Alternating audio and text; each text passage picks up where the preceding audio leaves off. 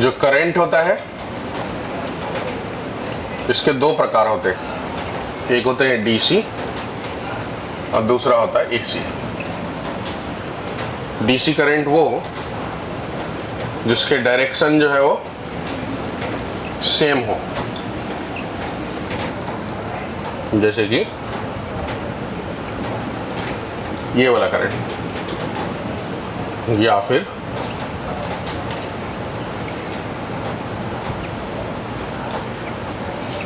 ऐसा करंट, दोनों का डायरेक्शन प्लस प्लस है, या फिर ऐसा। ये सब डीसी है। इसमें से ये दोनों प्योर डीसी है, ये वाला जो है इसे पार्शियल डीसी कह सकते हैं। क्यों पार्शियल डीसी? क्योंकि टाइम के हिसाब से इसकी वैल्यू बदलती चली जा रही है, बराबर। एसी भी दो प्रकार के होते हैं। ये पार्शियल डीसी को पीरियोडिक डीसी भी कह सकते हैं आप।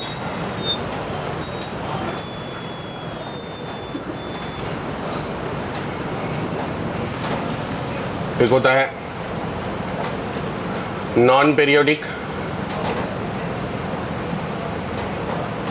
एसी वो जिसका डायरेक्शन बदलते रहे, चेंजेस विथ टाइम, समय के हिसाब से जिसके डायरेक्शन बदले वो हुआ एसी। एक हुआ नॉन पीरियोडिक, एक हुआ पीरियोडिक। पीरियोडिक जिसमें कि वो टाइम फिक्स हो बदलने का, जैसे कि ये वाला प्लस माइनस ऐसा टाइम पीरियड फिक्स है।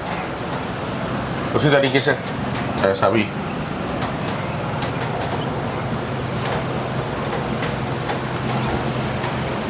प्लस माइनस, या फिर ऐसा कोई भी शेप हो सकता है।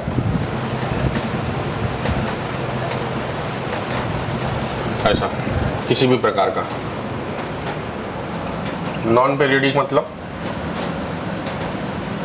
ऐसा कुछ जिसमें टाइम पीरियड वगैरह फिक्स ना हो, ये हुआ नॉन पीरियडिक। तो ये हम लोगों को पढ़ना नहीं है, हम लोगों को जो पढ़ना है वो ये पढ़ना है।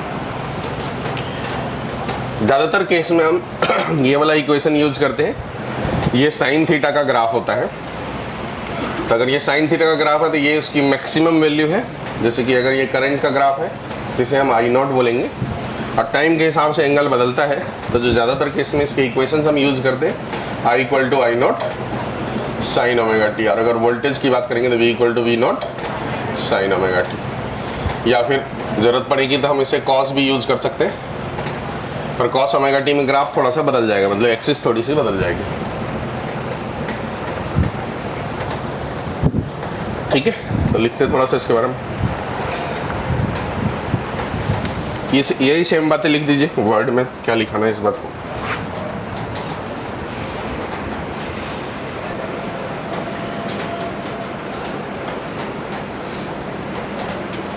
Electrolysis,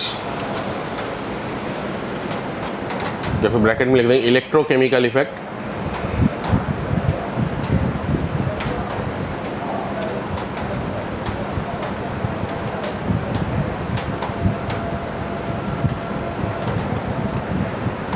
can not be given by AC, only DC cannot be given by AC. Only DC can show electrolysis.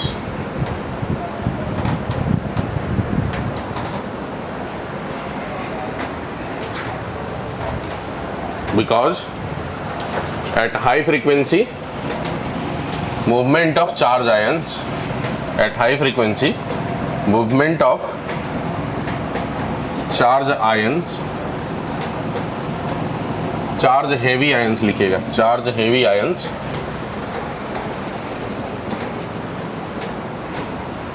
Not possible.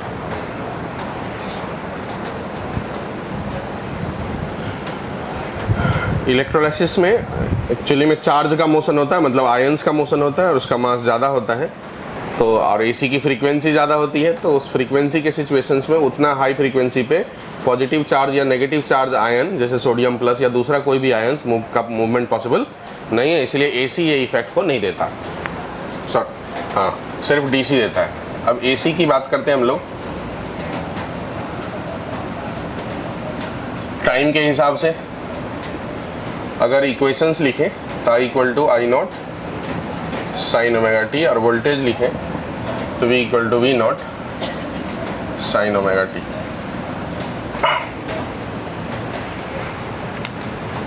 इसमें दो तीन चीज़ होती है, एक होता है एवरेज वैल्यू, एक होता है आरएमएस वैल्यू। तो पहले अगर हम लोग एवरेज वैल्यू की बात करें, एवरेज करंट की बात करें, तो जो एवरेज करंट है या एवरेज वोल्टेज, तो साइन थीटा का ये हाफ पॉजिटिव है और ये हाफ नेगेटिव। तो अगर आप फुल साइकिल की बात करेंगे तो फुल साइकिल मतलब यहाँ से लेकर के यहाँ तक, तो ऊपर का एरिया पॉजिटिव, नीचे का एरिया नेगेटिव, दोनों कैंसिल होकर के क्या हो जाएगा, जीरो। तो फुल साइकिल में एवरेज वैल्यू हमेशा जीरो आएगी। मतलब जब भी एवरेज वैल्यू बोलेगा साइन थीटा का या कॉस थीटा का फुल साइकिल में बोला जाए, या फिर ऐसा बोला जाए कि आफ्टर लॉन्ग टाइम, ऐसा लॉन्ग टाइम बहुत देर के बाद, इसका मतलब आपको फुल साइकिल कंसीडर करना। तो इसमें आई एवरेज की वैल्यू जीरो हो जाएगी एंड वोल्टेज एवरेज की वैल्यू भी जीरो हो जाएगी। लेकिन करंट तो एक्चुअली में कुछ ना कुछ एवरेज होते हैं, तो इसीलिए जो एवरेज करंट या एवरेज वोल्टेज है वो हम लोग डिफाइन करते हैं at 0 to half time period में। इसके लिए डिफाइन करते, फुल साइकिल के लिए डिफाइन नहीं करते, क्योंकि जैसे ही फुल साइकिल पे जाएंगे तो ऊपर का पॉजिटिव नीचे का नेगेटिव एक दूसरे को कैंसिल कर देगा। इसलिए हम लोग हाफ साइकिल की ही बात करते हैं। जितना इसका एवरेज वैल्यू आएगा, पॉजिटिव हाफ में वही पॉजिटिव वैल्यू आएगा, नेगेटिव हाफ में वही नेगेटिव वैल्यू आएगा, ऐसा कुल मिलाकर के मतलब समझते हैं। तो जो पॉजिटिव हाफ में जो एवरेज वैल्यू आता है उसको अगर कैलकुलेशन करने जाएंगे तो एवरेज एक प्रकार का स्टैटिस्टिक्स में जो अपन ने मीन पढ़े थे वही है। तो यहाँ एवरेज का फॉर्मूला हो जाता integration of I D T bye integration of D T. D T बोले तो यहाँ से लेकर के यहाँ तक का टाइम, जीरो से लेकर के t/2, क्योंकि ये टाइम जीरो है, यहाँ पहुँचने के बाद टाइम पीरियड कंप्लीट हुआ तो ये t/2 हो गया। तो यहाँ पर नीचे में लिख देंगे जीरो से लेकर के t/2, मतलब ऐसा integration of D T from 0 to t/2, ये भी फ्रॉम 0 to t/2। तो इसकी वैल्यू अगर करेंगे तो आई डी टी बस सीधा सीधा इसे t/2 लिख देंगे तो 2 ऊपर चला जाएगा। और जब इसे सॉल्व करेंगे, सॉल्व करके बताऊं कि डायरेक्ट लिख दूं? तो जब इसे सॉल्व करेंगे तो डेटा आता है 2I0/5। उसी तरीके से वोल्टेज के लिए डेटा आएगा V average equal to 2V0/5। Similarly अगर IRMS की बात करेंगे हम लोग, रूट मीन स्क्वायर, तो वर्ड से ही क्लियर है, पहले रूट लगाएंगे फिर मीन निकालना है किसका, स्क्वायर करंट का। तो जो करंट था I, उसके जगह पर यहाँ पर फॉर्मूला में क्या आ जाएगा, I² dt, और नीचे में सेम dt। अब जब करंट को स्क्वायर कर देंगे तो जो पॉजिटिव हाफ है वो तो पॉजिटिव ही रहेगा, लेकिन नेगेटिव हाफ का भी स्क्वायर पॉजिटिव हो जाएगा। तो इस सिचुएशंस में कोई लिमिटेशंस नहीं रहेगी कि अपन को हाफ के अंदर ही करना है। इसमें अपन full cycle, full time period लगा सकते हैं, मतलब 0 से लेकर के t। इसको जब कैलकुलेट करके सॉल्व करके निकालेंगे तो ये डेटा आएगा IRMS is equal to I0/√2 और VRMS is equal to V0/√2। ये हुआ वोल्टेज का RMS वैल्यू, ये हुआ करंट का RMS वैल्यू, जिसमें इसको कहते हैं RMS या फिर वर्चुअल वैल्यू या फिर इफेक्टिव वैल्यू। और ये जो V0 है इसे कहा जाता पीक वैल्यू या फिर मैक्सिमम वैल्यू। Maximum value. ये जो VRMS या IRMS है, RMS जो टर्म है यही बाय डिफ़ॉल्ट है।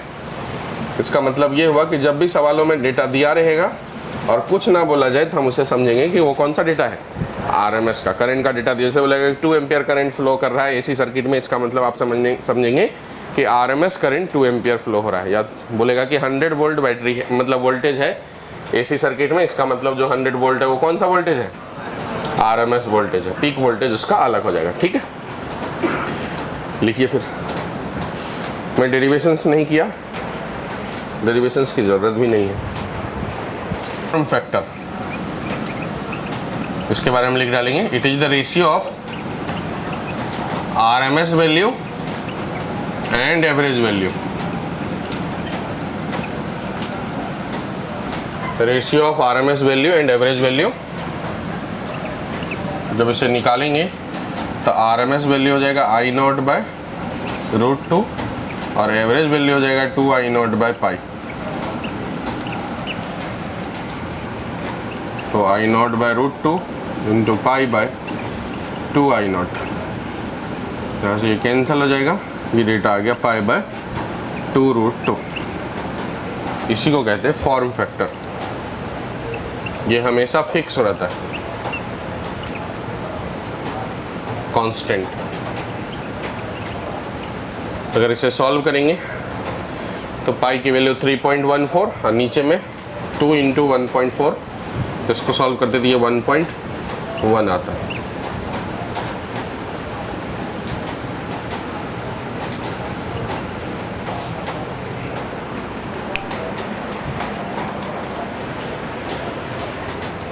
हो सकती है, ध्यान रखेंगे, साइन स्क्वायर थीटा का एवरेज वैल्यू या फिर कॉस स्क्वायर थीटा का एवरेज वैल्यू जब भी निकालना पड़ेगा तो ये 1/2 हो जाता है, सीधा सीधा ध्यान रखेंगे। और अगर फुल साइकिल में साइन थीटा का एवरेज वैल्यू या कॉस थीटा का एवरेज वैल्यू बोला जाए तो ये 0 लेते हैं। इसकी ज़रूरत बहुत बार पड़ेगी डेरिवेशन से बचने के लिए। Equal to I0 sine omega t plus कोई भी एंगल। तो इसमें ये वाला है इंस्टेंटेनियस वैल्यू, मतलब किसी पर्टिकुलर समय पे जो वैल्यू आएगा। ये वाला जो है वो है पीक वैल्यू।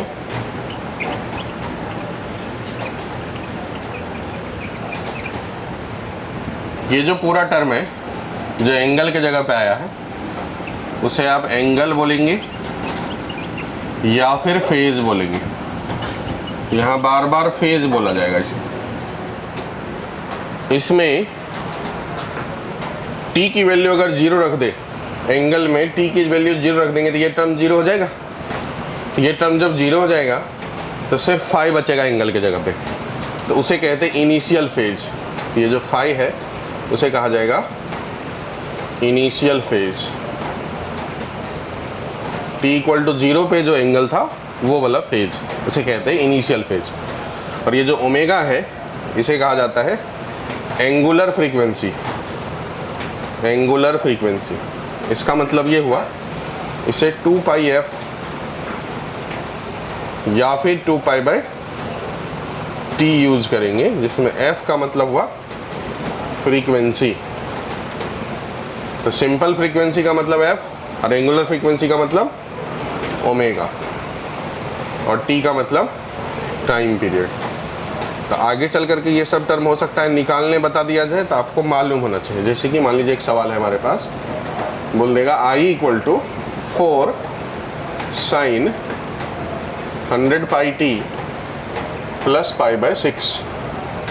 इसमें सब कुछ बोला निकालने, क्या क्या, I0 बोला गया निकालने, time period, frequency, omega, initial phi, ये सब बोला निकालने के लिए। तो ज़रा सा पहले ये बात लिखें और उसके बाद वो सवाल बनाएं। तो आई देख करके पता चल रहा है I0 की वैल्यू 4 एम्पियर, ओमेगा की वैल्यू 100π, इनिशियल फेज पाई के जगह पे π/6, ओमेगा को 2πf कर देंगे। तो फ्रीक्वेंसी की वैल्यू 50 हर्ट्ज, टाइम पीरियड इसका उल्टा 1/50। आई एवरेज की बात करेंगे तो I0/2I0/पाई, इसका मतलब 8/पाई। और IRMS की बात करेंगे तो I0/√2, तो 4/√2, मतलब 2√2, बराबर। अब एक चीज पूछा जाता है कि AC और DC में ज्यादा डेंजरस कौन है। तो जैसे कि DC में वोल्टेज दिया और AC में वोल्टेज दिया, तो DC में जो वोल्टेज दिया उसका मतलब वही वोल्टेज हुआ, और AC में जो वोल्टेज दिया इसका मतलब हुआ V0/√2। तो यहाँ से जो V0 आएगा वो √2 टाइम्स ऑफ V आ जाएगा, जो कि बड़ा हो गया इससे, DC वाले से, हो गया ना। तो इसका मतलब ज़्यादा डेंजरस कौन हुआ? AC हुआ। जैसे कि 220 वोल्ट DC का मतलब हुआ 220 वोल्ट, लेकिन 220 वोल्ट AC का मतलब हो जाएगा 220√2, 311 वोल्ट। ठीक है, मतलब ज़्यादा डेंजरस कौन हुआ? AC। इस बात को ध्यान रखेंगे, तो लिख लेंगे एक पॉइंट बना करके, AC is more dangerous than DC। AC is more dangerous than DC for same voltage. AC is more dangerous than DC for same voltage. अब एक सवाल ऐसा है, जैसे मान लीजिए दे दिया करंट इक्वल टू या वोल्टेज इक्वल टू जो भी कुछ, current equal to 2 + 3 sin omega 50πt। बोला इसका एवरेज वैल्यू बताओ। तो अब इसमें पहले इस बात को समझते हैं, इसको 4 ले लो। इसका मतलब ये हुआ कि जब हम करंट वर्सेस टाइम का ग्राफ बनाए, या फ्रीक्वेंसी का ग्राफ बनाएंगे, या ओमेगा का ग्राफ बनाएंगे, तो अगर ये टर्म यहाँ नहीं होता,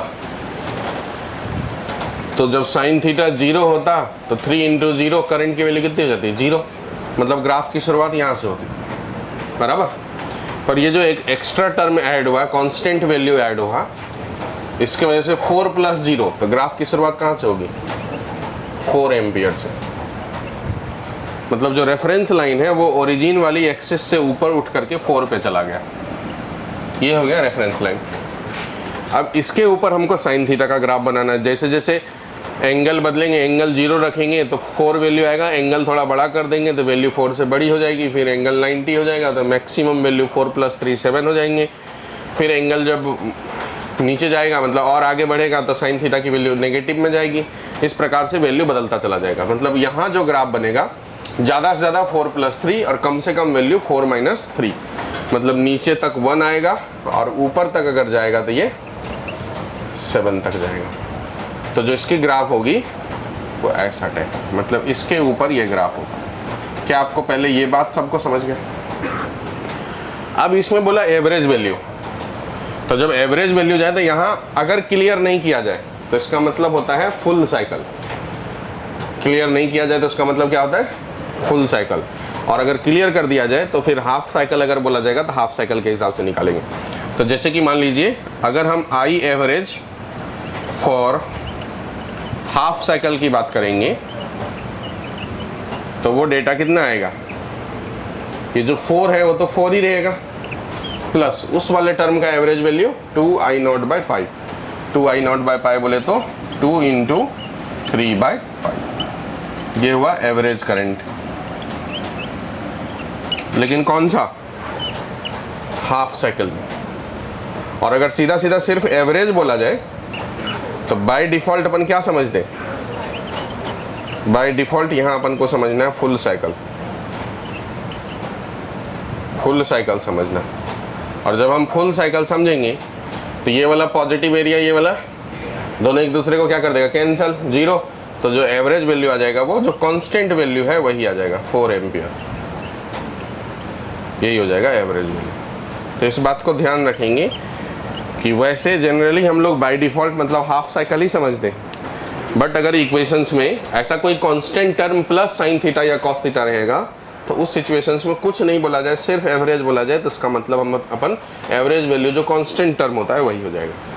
और जब बोला जाएगा average value for half cycle तो इसका मतलब क्या हो जाएगा, फिर जो कांस्टेंट टर्म है वो प्लस जो वेरिएबल टर्म है उसका जो जैसे निकालते हैं अपन 2I0/π, अगर वोल्टेज होगा तो 2V0/π। ये हुआ एवरेज की कहानी। लेकिन जब RMS की कहानी पूछा जाए, यहाँ बोलता IRMS, तो या तो इसको आप इंटीग्रेट करें। कैसे इंटीग्रेट करेंगे? IRMS बोला तो इस प्रकार से, रूट अंडर इंटीग्रेशन ऑफ, नीचे में टाइम पीरियड T, ऊपर में इंटीग्रेशन 0 से लेकर के टाइम पीरियड तक, किस चीज़ का? उसके स्क्वायर का। मतलब यहाँ पर 4 + 3 sin 50πt को स्क्वायर करना है इंटू dt। जब इसे और आगे जाकर के सॉल्व करेंगे, बहुत सारे कुछ स्टेप करते, ट्रिगोनोमेट्री वगैरह लगाते हुए, इंटीग्रेशन लगाते हुए, तो सीधा सीधा जो फॉर्मूला निकल के आएगा वो आ जाएगा इस प्रकार से, रूट अंडर, जो बताओ भैया,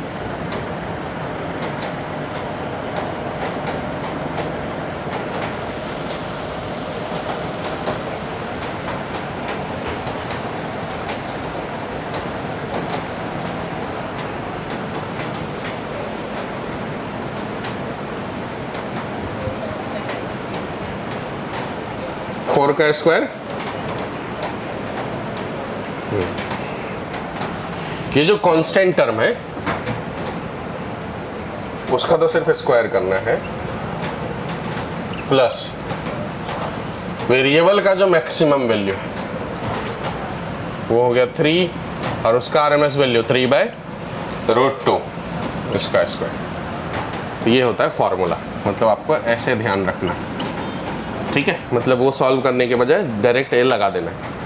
3-4 टर्म रहेगा तो 3-4 टर्म, जैसे कि मान लीजिए हमारे पास है v = 10 + 5 sin 100πt + 4 cos 100πt cos 100πt, और बोला इसका RMS वैल्यू बताओ, तो लगाएंगे रूट अंडर 10 का स्क्वायर प्लस 5/√2 का स्क्वायर प्लस 4/√2 का स्क्वायर। यही डेटा हुआ। ये बहुत इंपॉर्टेंट चीज़ है जो आपको आगे चल के फंसाएगी, तभी ध्यान रखना, ऐसे बनाइए। इसमें अगर आप उलझेंगे तो वैसे भी आपका मैथमेटिक्स जो है बहुत स्ट्रांग है, तो आप उलझ जाओगे, बराबर। तो ऐसा याद रखने के बजाय सीधा सीधा डायरेक्ट ध्यान रखना कि करना क्या है। जो कांस्टेंट टर्म है उसका स्क्वायर, जो वेरिएबल टर्म है उसके RMS का स्क्वायर, और सभी को ऐड कर देंगे वेक्टर के हिसाब से, ठीक है? तो जो कांस्टेंट है वो मान लीजिए कि एक्स एक्सिस हुआ, तो बाकी सब या तो वाई एक्सिस में होगा ऊपर की तरफ या नीचे की तरफ, मतलब 90 डिग्री का फेज डिफरेंस। मतलब आप वेक्टर समझेंगे तो IJK मान लीजिए, और उसका रिजल्टेंट जैसे निकालते हैं वैसे निकालना है कुल मिला करके, root under x² + y² + z²। जमा क्या बातें लिख लीजिए।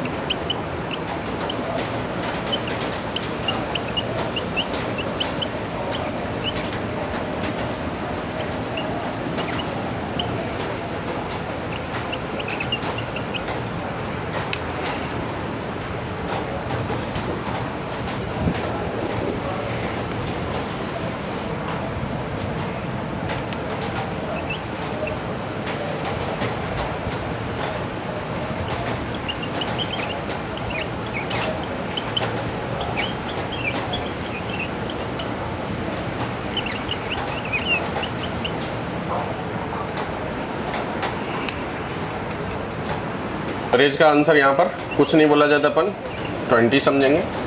अगर वी एवरेज फॉर मतलब हाफ साइकिल बोलता तो क्या बोलते हैं 20 प्लस 10/5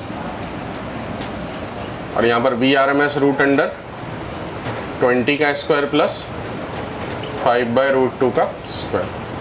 यहाँ पे आई आर एम एस बोले तो 6 का स्क्वायर प्लस 3/√2 का स्क्वायर प्लस माइनस है तो भी प्लस 4/√2 का स्क्वायर। और जो लास्ट सवाल था उसमें शायद 3 था ना, 5 था पहला टर्म, तो 5/√2 का स्क्वायर प्लस दूसरा टर्म 6/√2 का स्क्वायर बराबर।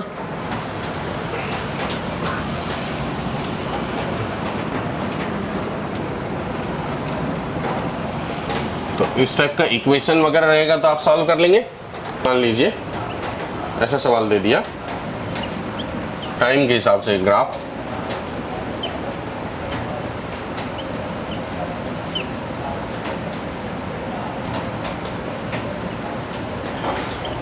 ये 10, ये 0 करंट का है एम्पियर में, ये 4, ये 8, 12, 16। बोला गया कि आई एवरेज बताओ, आई आर एम एस बताओ। ट्राई करिए तो जरा सा, तो क्या लेना देना था, नीचे कर लो, क्या फर्क पड़ता है, एवरेज और उसमें क्या फर्क पड़ेगा। हमको तो हाफ साइकिल में ही निकालना है।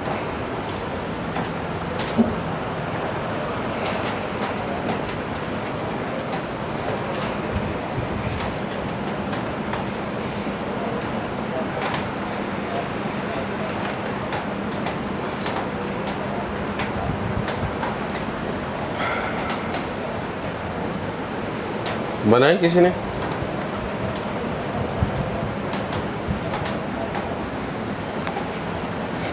देखिए मैं बनाता हूँ, ध्यान दीजिए। आई एवरेज का मतलब integration of I D T by time period 0 to t/2, t/2 - 0, यही होने वाला है ना। तो इंटीग्रेशन का मतलब होता है एरिया, करंट और टाइम का, बिटवीन करंट एंड टाइम, यही मतलब हुआ ना ऊपर वाले टर्म का। तो इसका मतलब कुल मिलाकर के आपको एरिया निकालना है। आई डी टी का मतलब क्या निकालना है, एरिया, यही निकालना है ना। तो जब आई एवरेज हमको निकालना है तो 0 to हाफ टाइम पीरियड, इसका मतलब यहाँ से लेकर के यहाँ तक, तो नीचे में क्या आ जाएगा 8 - 0 कि 8/2 - 0, 8 - 0, 8 - 0, और ऊपर में इस ट्रायंगल का area 1/2 base into height, 1/2 base into height, 8 × 10 बराबर। तो देखिए यहाँ से 8 और 8 कैंसिल हो गया, तो आई एवरेज की जो वैल्यू हो जाएगी वो कितनी हो जाएगी 5 एम्पियर। ये हुआ इसका एवरेज वैल्यू, ठीक है। अब अगर आरएमएस निकालना है तो क्या, आरएमएस वाला पार्ट भी समझ लीजिए। आरएमएस का मतलब होता है integration of I square D T by time के ऊपर रूट, यही रहता है ना मतलब, हाँ या ना।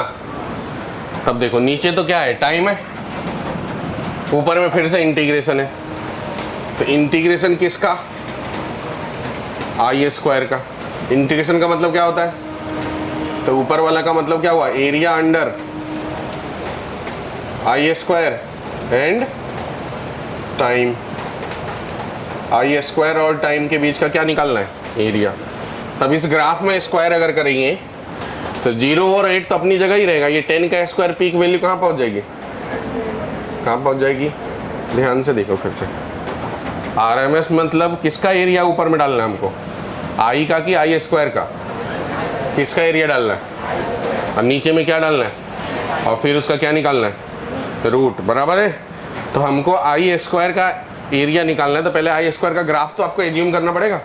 ये तो करंट का ग्राफ है, तो आपको आई स्क्वायर का जो ग्राफ आप एज्यूम करेंगे तो कैसा होगा, ऐसा ही तो कुछ होगा। 0 8 तो यहीं रहेगा, बस पीक वैल्यू यहाँ से कहाँ पहुँच जाएगी, 10 का स्क्वायर 100, यहीं पहुँच जाएगी ना, हाँ कि नहीं। तो इस सिचुएशंस में जो हम यह निकालेंगे, ध्यान देना, बहुत इंपॉर्टेंट बात बता रहा हूँ, पतली गली से निकल जाएगा नहीं तो कान के नीचे से पता भी नहीं चलेगा। यहाँ से लेकर के यहाँ तक का टाइम, तो 0 to 8 मतलब 8, इंटीग्रेशन मतलब एरिया, किसका एरिया है, अब इस ट्रायंगल का एरिया कितना, 1/2, बेस कितना है, हाइट कितना है 100, यहाँ से 8 और 8 100/2 कितना हुआ, तो रूट अंडर 50 मतलब 5√2, ये हो गया। ठीक है, अब यहाँ हमने ट्रायंगल लिए, इसी जगह स्क्वायर भी हो सकता है या कोई और शेप भी हो सकता है, इलिप्टिकल शेप भी हो सकते हैं। तो जो शेप रहेगा उस शेप के अकॉर्डिंग आपको बनाना है। जमा क्या बातें बनाइए।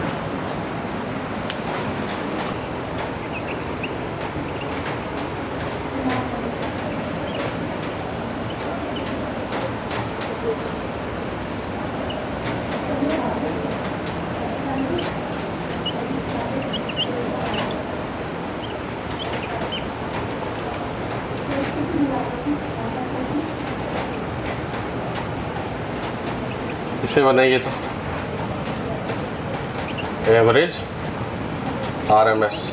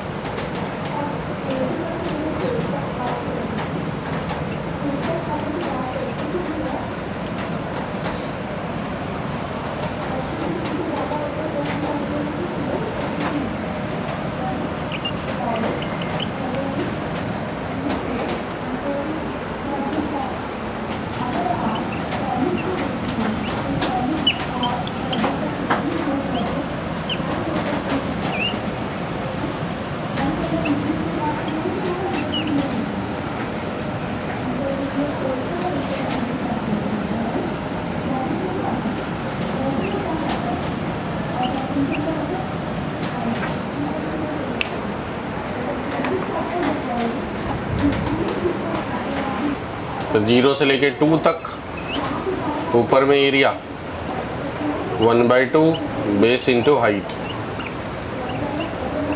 5/2 एम्पियर, और RMS भी निकालेंगे तो रूट अंडर 0 से लेके 2 तक 5 का स्क्वायर 25, तो 1/2 2 इंटू 25, तो आ गया 25/2, तो 5/√2।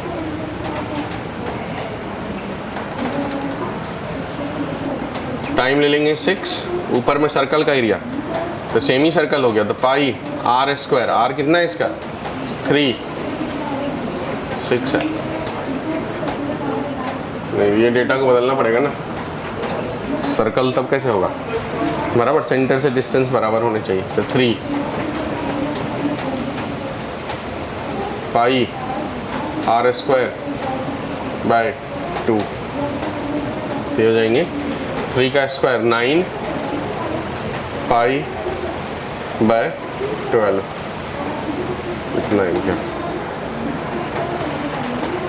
यहाँ इलिप्स का एरिया पाई AB उसका हाफ हो जाएगा, सेमी इलिप्स पाई AB,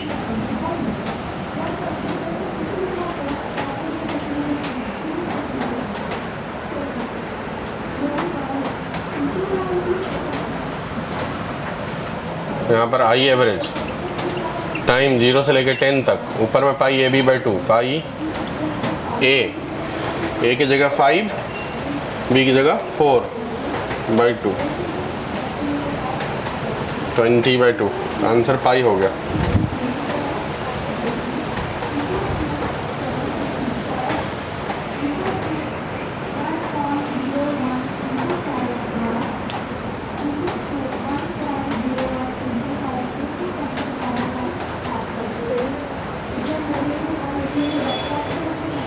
हो गया। तो जैसे ग्राफ दे देगा तो बना लेंगे अपन, इक्वेशन देगा तब भी बना लेंगे, एवरेज और आरएमएस।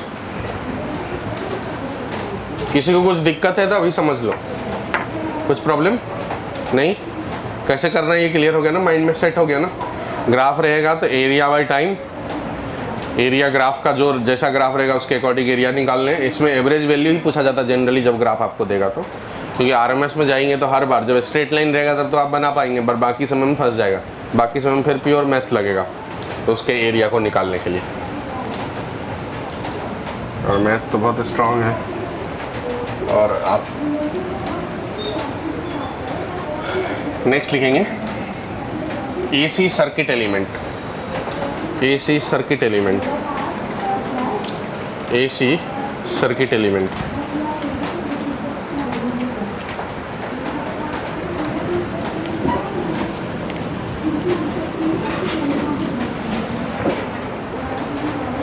क्या होता है एसी सर्किट एलिमेंट, इसके बारे में थोड़ा बात करना है।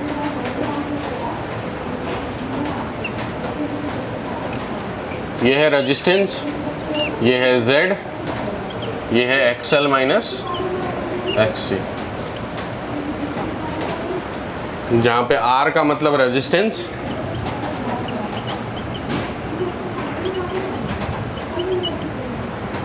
अच्छा पहले से आप लोगों को एसी आता है? कितने लोगों को आता है थोड़ा बहुत भी? अच्छा कितने लोगों को बिल्कुल नहीं आता? तो ज़्यादा लोग नहीं, ठीक। नहीं तो मतलब मुझे दूसरा कुछ अभी बताना पड़ता, पहले एक्सेल और एक्सी को समझाना पड़ेगा।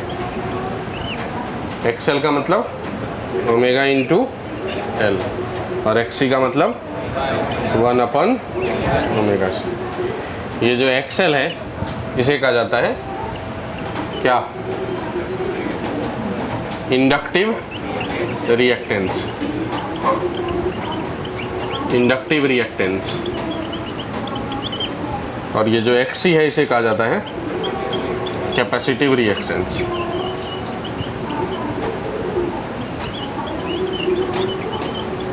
रिएक्टेंस। और जो Z है इसे कहा जाता है इम्पीडेंस। तो Z की वैल्यू हमेशा ही रूट अंडर, चूँकि ये 90 डिग्री है तो हाइपोटेनस हो गया वो R² plus XL minus XC का स्क्वायर। यहाँ पे ये वाला को कहते फाई। फाई जो है वो फेज डिफरेंस है। क्या है ये?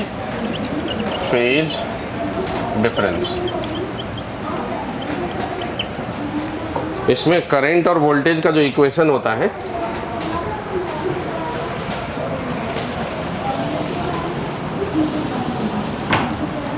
वो हम लोग यूज करते हैं।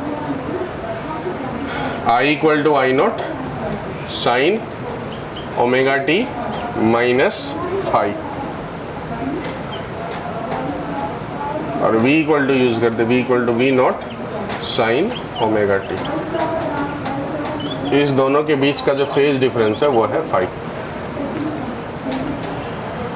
कॉस फाई की वैल्यू जब निकालेंगे तो ये हो जाएगा R/Z। इसे कहा जाता है पावर फैक्टर, पावर फैक्टर। और जो फाई निकालना है तो 10 फाई इक्वल टू हो जाएगा perpendicular by base XL minus XC by R। तो फाई हो जाएगा 10 inverse XL minus XC upon R। ये हुआ फेज डिफरेंस निकालने का, फेज डिफरेंस निकालने का फॉर्मूला।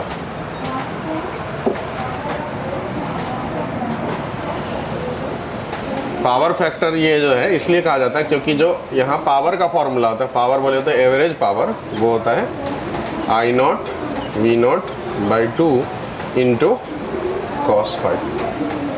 तो ये जो टर्म है वो एक फैक्टर के रूप में इसे पावर का, इसलिए कहते हैं इसे पावर फैक्टर। या इसी का फॉर्मूला ऐसे भी हो सकता है, I R M S into V R M S into cos phi. चलिए इतनी बातें लिख डालिए तब सर्किट एलिमेंट के रूप में। अब सभी सर्किट इसी पे बेस्ड होगा।